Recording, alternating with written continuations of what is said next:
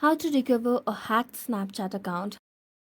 Hello everyone, welcome to this channel. I'm Emily and I'm here to help you out today. So without any delay, let's get started. Now first of all, go to any browser that you have on your device. I'm going for Google Chrome and then search for Snapchat support. Now it will pop up like this. Now choose the very first option that pops up. Then you can just scroll down and tap on the option of contact us over here.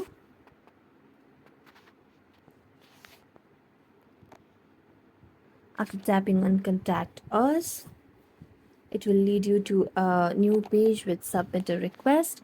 So you can choose the option of I can't access my account, then tap on I think my account was compromised, and then it will lead you to a new page where you just need to provide your username, your email ID that you have associated with Snapchat account, and your mobile number that you have associated with your Snapchat application. And in the description, you just have to mention that your account has been hacked and you want to get back your hacked Snapchat account and you want to recover the account. So after that, you can just tap on submit and the Snapchat support team will definitely contact you within 24 hours and your problem will be solved. So thank you so much for watching this video. If you enjoyed it, don't forget to like, subscribe and hit the bell notification for more updates. That's it for today and see you next time.